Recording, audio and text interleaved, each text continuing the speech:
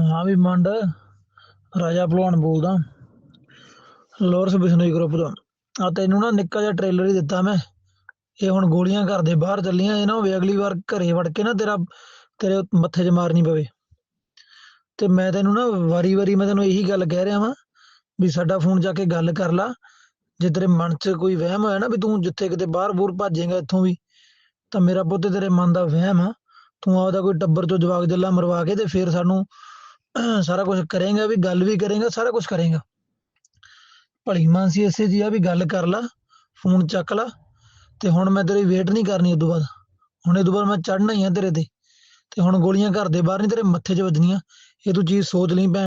ਤੈਨੂੰ ਜਿੰਨਾ ਤੂੰ ਤਪਾਇਆ ਨਾ ਸਾਲਿਆ, ਮੈਂ ਤੇਰੇ ਮਗਰ ਹੀ ਆ। ਬਾਕੀ ਸਾਰੇ ਕੰਮ ਛੱਡ ਕੇ ਤੇਰੇ ਮਗਰ ਹੀ ਆ ਮੈਂ। ਤੇ ਕੋਈ ਨਹੀਂ, ਜਿੱਥੇ ਤੱਕ ਭੱਜਦਾ ਤੂੰ ਭੱਜ ਲਾ, ਤੇ ਤੈਨੂੰ ਮਾਰਨਾ ਹੀ ਆ ਮੈਂ। ਮੰਡ, ਮੈਨੂੰ ਲੱਗਦਾ ਤੇਰੇ ਨਾਲ ਪਿਆਰ ਨਾਲ ਗੱਲ ਖਾਣੀ ਨਹੀਂ ਪੈਂਦੀ ਤੈਨੂੰ। ਹੁਣ ਨਾ ਮੈਂ ਦੂਜੀ ਤਰ੍ਹਾਂ ਗੱਲ ਸੁਣਾਉਂਗਾ, ਤੂੰ ਟੈਨਸ਼ਨ ਨਾ ਲੈ। ਤੂੰ ਏਦਾਂ ਕਰ, ਤਿਆਰੀ ਖਾ ਰਿਹਾ ਹੁਣ ਆਪਣੀ, ਤੇ ਮੈਂ ਤੇਰਾ ਘਰ ਦਾ ਕੁੰਡਾ ਹੀ ਖੜਕਾਉਂਗਾ। ਟੈਨਸ਼ਨ ਨਾ ਲੈ ਤੂੰ। ਹੁਣ ਤੂੰ ਪੇ ਦਾ ਪੁੱਤ ਨਾ, ਹੁਣ ਫੋਨ ਚੱਕੀ ਨਾ। ਜੇ ਤੂੰ ਏਦਾਂ ਹੋਣਾ ਹੁਣ ਫੋਨ ਚੱਕੀ ਨਾ, ਤੈਨੂੰ ਮੈਂ ਦੱਸੂਗਾ ਕਿੱਦਾਂ ਚਕਾਈਦਾ ਫੋਨ। ਮੰਡ, ਤੈਨੂੰ ਮੈਂ ਕਿਹਾ ਸੀ ਕਿ ਜੇ ਤੇਰਾ ਮੈਂ ਦਰ ਖੜਕਾਇਆ ਨਾ ਤਾਂ ਫਿਰ ਔਖਾ ਹੋਏਗਾ। ਬਾਕੀ ਤੈਨੂੰ ਟੇਲਰ ਦੇ ਦਿੱਤਾ ਵਾ। ਜੇ ਤੇਰੇ ਮਨ 'ਚ ਹਾਲੇ ਵੀ ਕੋਈ ਭੁਲੇਖਾ ਵਾ ਨਾ ਤਾਂ ਤੂੰ ਨਾ ਚੱਕ ਫੋਨ, ਕੋਈ ਚੱਕਰ ਨਹੀਂ। ਉਹ ਤੈਨੂੰ ਮੈਂ ਦੱਸੂਗਾ ਫਿਰ ਕਿਵੇਂ ਦੀ ਹੁੰਦੀ ਆ। ਪਿਛਲੇ ਕੁਝ ਸਾਲਾਂ ਤੋਂ ਹੀ ਅਸੀਂ ਕਹਿ ਸਕਦੇ ਹਾਂ ਕਿ ਜਦੋਂ ਤੋਂ ਸਰੀ ਦੇ ਵਿੱਚ ਹਰਦੀਪ ਸਿੰਘ ਨਿੱਜਰ ਦਾ ਜਿਹੜਾ ਮਰਡਰ ਹੋਇਆ ਆ, ਉਸ ਤੋਂ ਬਾਅਦ ਇੱਕ ਵੱਖਰੀ ਤਰ੍ਹਾਂ ਦਾ ਮਾਹੌਲ ਅਸੀਂ ਪੂਰੇ ਕੈਨੇਡਾ ਦੇ ਵਿੱਚ ਦੇਖ ਰਹੇ ਹਾਂ, ਜਿੱਥੇ ਖਾਸ ਤੌਰ ਦੇ ਉੱਤੇ ਪੰਜਾਬੀ ਭਾਈਚਾਰਾ ਅਤੇ ਕਹਿਣਾ ਹੋਵੇ ਤਾਂ ਸਿੱਖ ਜਿਹੜੇ, ਚਾਹੇ ਉਹ ਵਪਾਰੀ ਨੇ, ਬਿਜ਼ਨਸਮੈਨ ਨੇ, ਅਤੇ ਮਤਲਬ ਉਹਨਾਂ ਨੂੰ ਇੱਕ ਸਪੈਸੀਫਿਕਲੀ ਟਾਰਗੇਟ ਕੀਤਾ ਜਾ ਰਿਹਾ। ਚਾਹੇ ਉਹਨਾਂ ਦੇ ਬਿਜ਼ਨਸਿਸ ਦੇ ਉੱਤੇ ਅਟੈਕ ਕੀਤੇ ਜਾ ਰਹੇ ਹੋਣ, ਚਾਹੇ ਉਹਨਾਂ ਦੇ ਘਰਾਂ ਦੇ ਉੱਤੇ ਅਟੈਕ ਕੀਤੇ ਜਾ ਰਹੇ ਹੋਣ। ਅਤੇ ਅੱਜ ਇਸੇ ਤਰ੍ਹਾਂ ਦੀ ਇੱਕ ਘਟਨਾ ਇੱਥੇ ਬਰੈਂਪਟਨ ਦੇ ਬਿਲਕੁਲ ਨਾਲ ਕੈਲਡਨ ਦੇ ਵਿੱਚ ਵਾਪਰੀ ਆ, ਜਿੱਥੇ ਅੱਜ ਇਹ ਜਿਹੜੇ ਸਾਡੇ ਨਾਲ ਖੜ੍ਹੇ ਨੇ ਵੀਰ, ਇਹਨਾਂ ਦੇ ਘਰ ਦੇ ਉੱਤੇ ਜਿਹੜੀਆਂ ਗੋਲੀਆਂ ਆ ਉਹ ਚਲਾਈਆਂ ਗਈਆਂ ਆ। ਗਰਾਜ ਦੇ ਉੱਤੇ, ਗਰਾਜ ਡੋਰ ਆ ਜਿਹੜਾ, ਉਹਦੇ ਉੱਤੇ ਗੋਲੀਆਂ ਮਾਰੀਆਂ ਗਈਆਂ ਅਤੇ ਧਮਕੀ ਦਿੱਤੀ ਗਈ ਆ ਇਹਨਾਂ ਨੂੰ ਕਿ ਜੇ ਤੁਸੀਂ ਜਿਹੜੀ ਐਕਸਟੋਰਸ਼ਨ ਮਨੀ ਡਿਮਾਂਡ ਕੀਤੀ ਗਈ ਆ ਹਮਲਾਵਰਾਂ ਦੇ ਵੱਲੋਂ, ਕਿ ਜੇ ਉਹ ਨਹੀਂ ਦਿੱਤੀ ਤਾਂ ਤੁਹਾਨੂੰ ਜਿਹੜਾ ਆ ਜਾਨੀ ਨੁਕਸਾਨ ਪਹੁੰਚਾਇਆ ਜਾਵੇਗਾ। ਤਾਂ ਸਾਡੇ ਨਾਲ ਇੱਥੇ ਵਿਕਟਿਮ ਮੌਜੂਦ ਨੇ ਅਤੇ ਮੇਰੇ ਨਾਲ ਅੰਟਾਰੀਓ ਗੁਰਦੁਆਰਾ ਕਮੇਟੀ ਤੋਂ ਜਿਹੜੇ ਨੁਮਾਇੰਦੇ ਨੇ ਸਰਦਾਰ ਮਨੋਹਰ ਸਿੰਘ ਬੱਲ, ਉਹ ਵੀ ਇੱਥੇ ਮੌਜੂਦ ਨੇ। ਤਾਂ ਅਸੀਂ ਉਹਨਾਂ ਦੇ ਨਾਲ ਗੱਲਬਾਤ ਕਰਾਂਗੇ ਕਿ ਅੱਜ ਕੀ ਕੁਛ ਹੋਇਆ ਅਤੇ ਕੀ ਘਟਨਾ ਵਾਪਰੀ ਆ। ਸਭ ਤੋਂ ਪਹਿਲਾਂ ਜੀ, ਅੱਜ ਕਿਵੇਂ ਤੁਹਾਡੇ ਅਟੈਕ ਕਿੰਨੇ ਵਜੇ ਹੋਇਆ, ਕਦੋਂ ਹੋਇਆ, ਅਤੇ ਕਿ ਤੁਹਾਨੂੰ ਜਿਹੜੀ ਕੋਲ ਆਈ ਐਕਸਟੋਰਸ਼ਨ ਦੀ ਉਹ ਕਿਸ ਤਰੀਕੇ ਦੇ ਨਾਲ ਆਈ ਹੈ? ਉਹ ਸਾਨੂੰ ਐਕਸਟੋਰਸ਼ਨ ਦੇ ਕਾਲਾਂ ਪਹਿਲਾਂ ਵੀ ਆਉਂਦੀਆਂ ਰਹਿੰਦੀਆਂ। ਆਪਣਾ ਨਾਂ ਦੱਸ ਦਿਓ ਜੀ ਇੱਕ ਵਾਰ। ਮੇਰਾ ਨਾਮ ਰਣਵੀਰ ਮੰਡ ਹੈ, ਰਣਵੀਰ ਸਿੰਘ ਮੰਡ। ਅਤੇ ਪਹਿਲਾਂ ਮੇਰੇ ਬ੍ਰਦਰ ਨੂੰ ਐਕਸਟੋਰਸ਼ਨ ਦੇ ਕਾਲਾਂ ਆਉਂਦੀਆਂ ਰਹਿੰਦੀਆਂ ਨੇ ਆਪਣੇ 3-4 ਮਹੀਨੇ ਤੋਂ। ਅਤੇ 2 ਵੀਕ ਪਹਿਲਾਂ ਉਹਦੇ ਘਰ 'ਤੇ ਸ਼ੂਟਿੰਗ ਹੋਈ ਹੈਗੀ ਹੈ, ਅਤੇ ਉਹ ਫਿਰ ਕਈ ਵਾਰ ਸਾਡੇ ਘਰ ਆ ਜਾਂਦੇ ਇੱਧਰਲੀ ਸਾਈਡ 'ਤੇ। ਅਤੇ ਕੱਲ੍ਹ ਸਵੇਰੇ ਆਲਮੋਸਟ 5:30 ਵਜੇ ਉਹਨਾਂ ਨੇ ਕੱਲ੍ਹ ਪਹਿਲਾਂ ਫੋਨ ਕੀਤਾ ਸੀ, ਕਹਿੰਦੇ ਵੀ ਅਸੀਂ ਆਵਾਂਗੇ, ਪੈਸੇ ਨਹੀਂ ਦਿੰਦੇ ਸਰ $2 ਮਿਲੀਅਨ ਮੰਗਦੇ ਨੇ ਉਹ। ਅਤੇ ਸਾਨੂੰ ਸੀਗਾ ਪੁਲਿਸ ਨੂੰ ਦੱਸ ਦਿੱਤਾ ਸੀ ਉੱਦਾਂ, ਅਤੇ ਪੱਕਾ ਨਹੀਂ ਸਾਨੂੰ ਵੀ ਕਿੱਦਾਂ ਹੋਵੇਗਾ। ਅਤੇ ਪਹਿਲਾਂ ਤਾਂ 2 ਵਜੇ ਦੇ ਕਰੀਬ ਆਉਂਦੇ ਹੁੰਦੇ ਸੀਗੇ, ਅਤੇ ਆਏ ਜਦੋਂ ਲਾਸਟ ਟਾਈਮ ਆਏ ਸੀ, ਅਤੇ ਹੁਣ ਐਤਕੀ ਉਹ ਆਏ 5:30 ਵਜੇ ਦੇ ਕਰੀਬ ਆਏ ਨੇ, ਅਤੇ 16 ਗੋਲੀਆਂ ਮਾਰੀਆਂ ਉਹਨਾਂ ਨੇ, ਅਤੇ 3 ਸਾਡੀ ਗੱਡੀ 'ਚ ਲੱਗੀਆਂ ਨੇ, ਕਈ 5-6 ਗਰਾਜ ਦੇ ਵਿੱਚ ਰਹਿ ਗਈਆਂ, ਅਤੇ 3 ਜਾਂ 4 ਗੋਲੀਆਂ ਸਾਡੇ ਗਰਾਜ ਦੀ ਕੰਧ 'ਚੋਂ ਵੀ ਨਿਕਲ ਕੇ, ਡੋਰ 'ਚੋਂ ਨਿਕਲੀਆਂ, ਕੰਧ 'ਚੋਂ ਨਿਕਲੀਆਂ, ਸਾਡੀ ਕਿਚਨ ਦੀ ਕੰਧ 'ਚ ਲੱਗੀਆਂ ਜਾ ਕੇ।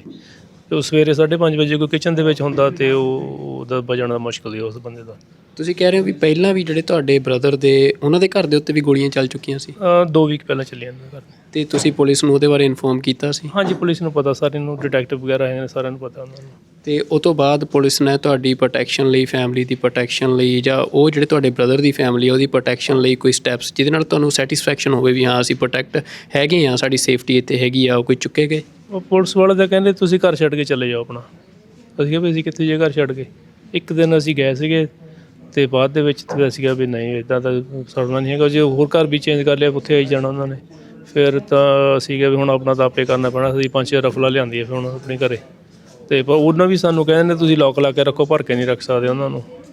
ਅਤੇ ਉਹ ਜਦੋਂ ਵੀ ਆਉਂਦੇ ਨੇ ਸਾਡੇ ਘਰੋਂ ਪਹਿਲਾਂ ਰਫਲਾਂ ਚੈੱਕ ਕਰਦੇ ਨੇ, ਤੁਹਾਡੀ ਲੋਕ ਲਾਇਆ। ਮੈਂ ਵੀ ਤੁਹਾਨੂੰ ਸਾਤੋਂ ਖਤਰਾ ਕਾਹਦਾ ਆ? ਖਤਰੇ ਵਾਲੇ ਬੰਦੇ ਤਾਂ ਬਾਹਰ ਫਿਰਦੇ ਨੇ ਹੈ ਨਾ। ਉਹ ਪਹਿਲਾਂ ਨਹੀਂ ਕਹਿੰਦੇ ਸਾਨੂੰ ਦਿਖਾਓ ਤੁਹਾਡੀ ਲੋਕ। ਜਦੋਂ ਪੁਲਿਸ ਨੇ ਆਉਣਾ ਫਿਰ ਸਾਨੂੰ ਸਾਰਿਆਂ ਘਰ ਨੂੰ ਲੋਕ ਲੈ ਕੇ ਰੱਖਣੇ ਪੈਂਦੇ ਦਿਖਾਉਣ ਦੇ ਲਈ ਉਹਨਾਂ ਨੂੰ। ਓਕੇ, ਮਤਲਬ ਤੁਸੀਂ ਪੁਲਿਸ ਦੀ ਜਿਹੜੀ ਕਾਰਵਾਈ ਆ ਉਹ ਤੋਂ ਤੁਸੀਂ ਸੈਟਿਸਫਾਈ ਨਹੀਂ ਹੋ, ਤਾਂ ਤੁਸੀਂ ਕੀ ਮਤਲਬ ਇਸ ਟਾਈਮ, ਕਿਉਂਕਿ ਮੀਡੀਆ ਦੇ ਰਾਹੀਂ ਤੁਸੀਂ ਕਮਿਊਨਿਟੀ ਨੂੰ ਵੀ ਤੇ ਸਰਕਾਰ ਨੂੰ ਵੀ, ਚਾਹੇ ਉਹ ਮਿਊਨਿਸਪਲ ਗਵਰਨਮੈਂਟ ਹੋਵੇ, ਚਾਹੇ ਉਹ ਫੈਡਰਲ ਗਵਰਨਮੈਂਟ ਆ, ਚਾਹੇ ਪ੍ਰੋਵਿੰਸ਼ੀਅਲ ਗਵਰਨਮੈਂਟ ਆ, ਕੀ ਮੈਸੇਜ ਦੇਣਾ ਚਾਹੁੰਦੇ ਹੋ? ਪੁਲਿਸ ਦੀ ਕਾਰਵਾਈ ਜਿਹੜੇ ਹਿਸਾਬ ਨਾਲ ਦੇਖ ਚੱਲ ਰਹੀ ਹੈਗੀ, ਉਹ ਲੱਗਦਾ ਜਿੱਦਾਂ ਬਹੁਤ ਸਲੋ ਹੁੰਦੀ ਹੈਗੀ ਹੈ, ਅਤੇ ਜਾਂ ਉਹਨਾਂ ਦੇ ਰੂਲਸ ਰੈਗੂਲੇਸ਼ਨ ਬਹੁਤ ਟਫ ਹੈਗੇ ਨੇ, ਉਹਨਾਂ ਨੂੰ ਪੂਰੀ ਗਾਈਡਲਾਈਨ ਜਿੱਦਾਂ ਫੋਲੋ ਕਰਨੀਆਂ ਪੈਂਦੀਆਂ ਨੇ। ਅਤੇ ਜਿੱਦਾਂ ਅੱਜ ਸਵੇਰੇ ਸ਼ੂਟਿੰਗ ਹੋਈ ਹੈਗੀ ਆ, ਅਤੇ ਇੰਸਟੈਡ ਆਫ ਵੀ ਸਾਡੀ ਸਾਰੀ ਫੈਮਿਲੀ ਨੂੰ ਬੁਲਾ ਕੇ ਜੁਆਇੰਟ ਸਟੇਟਮੈਂਟ ਲੈ ਲਓ, ਇਕੱਲੇ ਬੰਦੇ ਸਟੇਟਮੈਂਟ ਲੈ ਕੇ ਐਟਲੀਸਟ ਉਹਨਾਂ ਨੇ 2 ਘੰਟੇ ਖਰਾਬ ਕੀਤੇ ਨੇ। ਉਹ 2 ਘੰਟੇ ਪੁਲਿਸ ਵਾਲਾ ਕਿਤੇ ਬਾਹਰ ਜਾ ਕੇ ਕੋਈ ਹੋਰ ਚੈੱਕ ਕਰ ਸਕਦਾ, ਕੈਮਰੇ ਚੈੱਕ ਕਰੋ, ਦੇਖੋ, ਕਿਉਂਕਿ ਜਦੋਂ ਸਾਡੀ ਸ਼ੂਟਿੰਗ ਹੋਈ ਅਸੀਂ 4 ਮਿੰਟ ਦੇ ਵਿੱਚ 911 ਕਾਲ ਕਰਤੀ ਸੀ। 4 ਮਿੰਟ 'ਚ ਅਸੀਂ ਇਨਫੋਰਮ ਕਰਦੇ, 4 ਮਿੰਟ ਬਾਲੇ ਨਹੀਂ ਹੁੰਦੇ, ਕਿਤੇ ਬਾਹਲੀ ਦੂਰ ਨਹੀਂ ਜਾ ਸਕਦੇ ਜੀ, ਭੱਜ ਗਏ ਉਹ। ਅਤੇ ਪੁਲਿਸ ਦਾ ਰਿਸਪੌਂਸ ਟਾਈਮ ਕਿੰਨਾ ਸੀ ਤੁਹਾਡੇ ਘਰ ਤੱਕ ਪਹੁੰਚਣ? ਪੁਲਿਸ ਵਾਲੇ ਮੇਰੇ ਖਿਆਲ ਕੋਈ 15 ਕੁ ਮਿੰਟਾਂ ਵਿੱਚ ਆ ਗਏ ਸੀਗੇ। ਓਕੇ, ਹਾਂਜੀ। ਮਤਲਬ ਤੁਹਾਨੂੰ ਲੱਗ ਰਿਹਾ ਕਿ ਪੁਲਿਸ ਨੇ ਤੁਹਾਡੇ 'ਤੇ ਵੱਧ ਫੋਕਸ ਕੀਤਾ, ਬਲਕਿ ਜਿਹੜੇ ਉਹ ਦੋਸ਼ੀ ਸੀ ਜਿਨ੍ਹਾਂ ਨੇ ਫਾਇਰਿੰਗ ਕੀਤੀ ਉਹਨਾਂ ਨੂੰ ਟਰੇਸ ਕਰਨ ਦੀ ਬਜਾਏ? ਹਾਂਜੀ, ਕਿਉਂਕਿ ਸ਼ੂਟਿੰਗ ਤਾਂ ਹੋਈ ਗਈ ਸੀਗੀ ਉਹਨਾਂ ਨਾਲ, ਵੀ ਉਹ ਜ਼ਿਆਦਾਤਰ ਉਹਨਾਂ ਨੂੰ ਫੋਕਸ ਰਹਿਣਾ ਚਾਹੀਦਾ ਵੀ ਹੁਣ ਟਾਈਮ ਹੈਗਾ, ਉਹਨਾਂ ਨੂੰ ਆਲੇ ਦੁਆਲੇ ਦੇ ਕੈਮਰੇ 'ਚ ਫਟਾਫਟ ਚੈੱਕ ਕਰੀਏ, ਫੜੀਏ ਉਹਨਾਂ ਨੂੰ।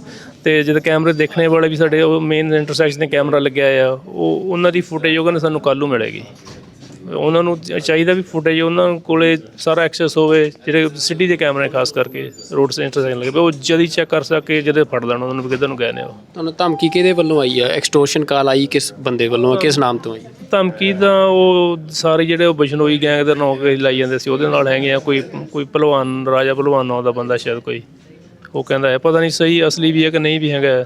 ਉਹ ਹੈ ਵੀ ਪਤਾ ਨਹੀਂ ਕਿੱਥੇ ਹੈਗਾ, ਅਤੇ ਉਹ ਆਪਣੇ ਵਟਸਐਪ 'ਤੇ ਕਾਲ ਵਗੈਰਾ ਆਉਂਦੀ ਹੁੰਦੀ ਹੈਗੀ ਆ, ਉਹ ਟਰੇਸ ਵੀ ਨਹੀਂ ਹੋ ਰਹੀ, ਇੰਨੀ ਪੁਲਿਸ ਕਰ ਰਹੀ ਹੈ ਟਰੇਸ। ਉੱਦਾਂ ਆਪਾਂ ਦੇਖੋ ਕਦੋਂ ਕਿੰਨਾ ਚਿਰ ਲੱਗੇਗਾ ਉਹਨਾਂ ਨੂੰ। ਮਤਲਬ ਜਿਵੇਂ ਬਾਕੀ ਸਾਰੀਆਂ ਲੋਰੈਂਸ ਬਿਸ਼ਨੋਈ ਗੈਂਗ ਦੇ ਨਾਂ ਤੋਂ ਹੀ ਇੱਥੇ ਜਿਹੜੀਆਂ ਕਾਲਾਂ ਆ ਰਹੀਆਂ ਨੇ ਜਾਂ ਘਟਨਾਵਾਂ ਵਾਪਰ ਰਹੀਆਂ ਨੇ, ਤਾਂ ਉਹੀ ਸੇਮ ਪੈਟਰਨ ਤੁਹਾਨੂੰ ਲੱਗ ਰਿਹਾ ਕਿ ਤੁਹਾਡੇ ਨਾਲ ਹੋਇਆ ਆ, ਕਿ ਪੈਸੇ ਮੰਗਣੇ ਅਤੇ ਲੋਰੈਂਸ ਬਿਸ਼ਨੋਈ ਦੇ ਨਾਂ 'ਤੇ ਮੰਗਣੇ?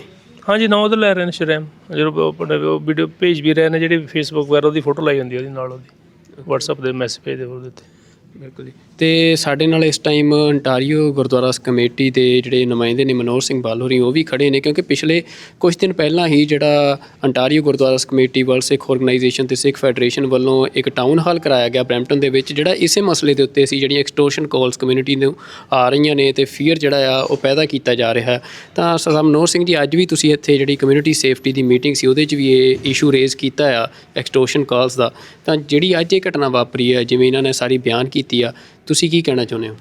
ਇਹਦੇ ਵਿੱਚ ਜਿਸ ਤਰ੍ਹਾਂ ਭਾਈ ਸਾਹਿਬ ਨੇ ਕਿਹਾ ਵੀ ਚਲੋ ਨਾਂ ਬਿਸ਼ਨੋਈ ਗਰੁੱਪ ਦਾ ਲੈ ਰਹੇ ਨੇ, ਅਤੇ ਪਤਾ ਨਹੀਂ ਉਹਨਾਂ ਵੱਲੋਂ ਹੈਗੇ ਕਿ ਨਹੀਂ ਹੈਗੇ, ਪਰ ਜਿਹਦੇ ਵੱਲੋਂ ਵੀ ਹੋਣ, ਫੈਕਟ ਇਹ ਕਿ ਇਹਨਾਂ ਦੇ ਘਰ ਦੇ ਉੱਤੇ ਇਹ ਸਾਰਾ ਇੰਸੀਡੈਂਟ ਜਿਹੜਾ ਅੱਜ ਇਹ ਹੋਇਆ। ਔਰ ਜਿਸ ਤਰੀਕੇ ਦੇ ਨਾਲ ਇਹਨਾਂ ਨੇ ਦੱਸਿਆ ਹੈ ਕਿ ਪੁਲਿਸ ਦਾ ਜਿਹੜਾ ਰਿਸਪੌਂਸ ਆ, ਚਲੋ ਉਹ ਜਿਸ ਤਰ੍ਹਾਂ ਇਹਨਾਂ ਨੇ ਵੀ ਕਿਹਾ, ਹੋ ਸਕਦਾ ਉਹ ਪ੍ਰੋਪਰ ਗਾਈਡਲਾਈਨ ਸਾਰੀਆਂ ਫੋਲੋ ਕਰਦੇ ਹੋਣ, ਅਤੇ ਪਰ ਫਿਰ ਵੀ over a period of time ਜਿੰਨੀਆਂ ਘਟਨਾਵਾਂ, ਚਾਹੇ ਉਹ ਸਰੀ 'ਚ ਹੋਈਆਂ ਨੇ, ਚਾਹੇ ਇੱਥੇ ਹੋ ਰਹੀਆਂ ਨੇ, ਜਾਂ ਭਾਈ ਸਾਹਿਬ ਨਾਲ ਹੋਈਆਂ ਨੇ, ਪੁਲਿਸ ਨੂੰ ਚਾਹੀਦਾ ਹੈ ਕਿ ਆਪਣੇ ਵਰਕਿੰਗ ਦੇ ਉੱਤੇ ਕੋਈ ਥੋੜ੍ਹੀ ਜਿਹੀ ਝਾਤੀ ਮਾਰ ਕੇ ਜਿਹੜੀਆਂ ਚੀਜ਼ਾਂ ਨੂੰ ਕੋਈ ਰਿਵਾਈਜ਼ ਕਰਨ ਦੀ ਜਾਂ ਰਿਵਿਊ ਕਰਨ ਦੀ ਲੋੜ ਹੈ, ਉਹਨੂੰ ਅਪਗ੍ਰੇਡਿੰਗ ਉਹਦੀ ਕੀਤੀ ਜਾਵੇ।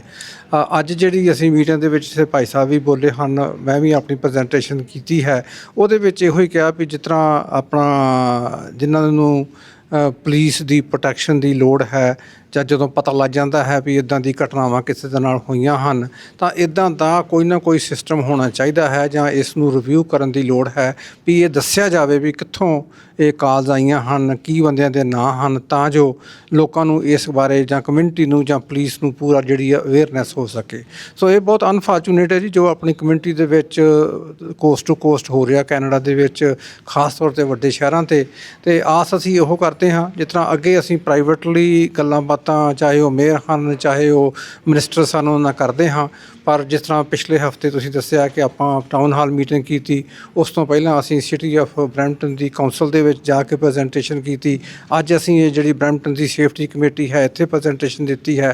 ਅੱਗੋਂ ਅਸੀਂ ਆਪਣਾ ਜੋ ਪੁਲਿਸ ਬੋਰਡ ਹੈ, ਉੱਥੇ ਜਾ ਕੇ ਵੀ ਪ੍ਰੈਜੈਂਟੇਸ਼ਨ ਕਰਾਂਗੇ, ਤਾਂ ਜੋ ਵੀ ਸਿਸਟਮ ਇਹਨਾਂ ਚੀਜ਼ਾਂ ਨੂੰ ਟਰੈਕ ਕਰਨ ਦਾ ਹੈਗਾ, ਉਹਦੇ ਵਿੱਚ ਜਿਹੜੀਆਂ ਲੂਪਸ ਹੋਲਸ ਹਨ, ਜਾਂ ਜਿਹੜਾ ਪ੍ਰੋਪਰਲੀ ਕੰਮ ਨਹੀਂ ਕਰਦਾ, ਉਹਨੂੰ ਅਪਗ੍ਰੇਡ ਕਰਕੇ, ਰਿਵਿਊ ਕਰਕੇ, ਉਹਨੂੰ ਇਸ ਤਰੀਕੇ ਦੇ ਨਾਲ ਬਣਾਇਆ ਜਾਵੇ, ਤਾਂ ਜੋ ਇੱਦਾਂ ਦੀਆਂ ਘਟਨਾਵਾਂ ਜਿਹੜੀਆਂ ਹਨ ਹੁਣ ਖਤਮ ਹੋਣ, ਘਟਣ ਤੇ ਜਾਂ ਐਟਲੀਸਟ ਘੱਟੋ ਘੱਟ ਜਿਹੜੇ ਵੀ ਬੰਦੇ ਇਦਾਂ ਦਾ ਕੰਮ ਕਰਦੇ ਨੇ ਉਹਨਾਂ ਨੂੰ ਫੜਨ ਦਾ ਤਰੀਕਾ ਜਿਹੜਾ ਹੈ ਜਾਂ ਉਹਨਾਂ ਨੂੰ ਆਇਡੈਂਟੀਫਾਈ ਕਰਨ ਦਾ ਜਿਹੜਾ ਪ੍ਰੋਸੈਸ ਹੈ ਉਹ ਥੋੜ੍ਹਾ ਜਿਹਾ ਸਟ੍ਰੀਮਲਾਈਨ ਹੋਵੇ। ਬਿਲਕੁਲ ਜੀ, ਬਹੁਤ ਧੰਨਵਾਦ ਜੀ ਤੁਹਾਡਾ ਸਾਡੇ ਨਾਲ ਗੱਲਬਾਤ ਕਰਨ ਦੇ ਲਈ, ਤੁਹਾਡਾ ਵੀ ਬਹੁਤ ਧੰਨਵਾਦ ਜੀ। ਸੋ ਇਹ ਜਿਹੜੀ ਸਟੋਰੀ ਆ, ਇਹ ਕਹਾਣੀ ਆ, ਇਹ ਹੁਣ ਬੜੀ ਆਮ ਹੋ ਚੱਲੀ ਆ ਕੈਨੇਡਾ ਦੇ ਵਿੱਚ ਕਿ ਜਿੱਥੇ ਪੰਜਾਬੀ ਭਾਈਚਾਰੇ ਦੇ ਤੇ ਖਾਸ ਤੌਰ 'ਤੇ ਸਿੱਖ ਜਿਹੜੇ ਬਿਜ਼ਨਸਮੈਨ ਨੇ ਉਹਨਾਂ ਨੂੰ ਟਾਰਗੇਟ ਬਣਾਇਆ ਜਾ ਰਿਹਾ, ਉਹਨਾਂ ਦੇ ਘਰਾਂ ਦੇ ਉੱਤੇ, ਬਿਜ਼ਨਸਿਸ ਦੇ ਉੱਤੇ ਜਿਹੜੀਆਂ ਗੋਲੀਆਂ ਨੇ ਚਲਾਈਆਂ ਜਾਂਦੀਆਂ ਨੇ ਤੇ ਫਿਰ ਐਕਸਟੋਰਸ਼ਨ ਮਨੀ ਡਿਮਾਂਡ ਕੀਤੀ ਜਾਂਦੀ ਆ। ਤੇ ਇਹ ਸਾਰਾ ਕੁਝ ਜਿਸ ਨਾਂ ਦੇ ਉੱਤੇ ਹੋ ਰਿਹਾ ਆ ਉਹ ਲਾਰੈਂਸ ਬਿਸ਼ਨੋਈ ਗੈਂਗ ਆ। ਤੇ ਲਾਰੈਂਸ ਬਿਸ਼ਨੋਈ ਜੋ ਇਸ ਟਾਈਮ ਭਾਰਤ ਦੇ ਵਿੱਚ ਗੁਜਰਾਤ ਜਿਹੜਾ ਸੂਬਾ ਆ ਉੱਥੋਂ ਦੀ ਜੇਲ੍ਹ ਦੇ ਵਿੱਚ ਨਜ਼ਰਬੰਦ ਆ ਤੇ ਉਹ ਜੇਲ੍ਹ 'ਚੋਂ ਬੈਠ ਕੇ ਹੀ ਉਹ ਇਹ ਸਾਰੀਆਂ ਕਾਰਵਾਈਆਂ ਕਿਵੇਂ ਕਰ ਸਕਦਾ ਆ, ਇਹਦੇ 'ਤੇ ਵੱਡਾ ਸਵਾਲ ਖੜਾ ਹੋ ਰਿਹਾ ਆ। ਕਮਿਊਨਿਟੀ ਦੇ ਵਿੱਚ ਇਹ ਵੀ ਗੱਲ ਆ ਰਹੀ ਹੈ ਕਿ ਕੀ ਲਾਰੈਂਸ ਬਿਸ਼ਨੋਈ ਦਾ ਸਿਰਫ ਨਾਮ ਹੀ ਵਰਤਿਆ ਜਾ ਰਿਹਾ ਆ। ਇਹ ਵੀ ਗੱਲ ਬੜੇ ਵੱਡੇ ਪੱਧਰ 'ਤੇ ਕੀਤੀ ਜਾ ਰਹੀ ਹੈ ਕਿ ਜਿਹੜਾ ਹਰਦੀਪ ਸਿੰਘ ਨਿੱਜਰ ਦਾ ਕਤਲ ਜਿਹਦੇ ਜਸਟਿਨ ਟਰੂਡੋ ਨੇ ਪਾਰਲੀਮੈਂਟ ਦੇ ਵਿੱਚ ਖੜ ਕੇ ਕਿਹਾ ਸੀ ਕਿ ਇਹ ਟਰਾਂਸਨੈਸ਼ਨਲ ਰਿਪਰੈਸ਼ਨ ਦਾ ਪਾਰਟ ਆ, ਇੰਡੀਅਨ ਗਵਰਨਮੈਂਟ ਦੇ ਪਿੱਛੇ ਆ।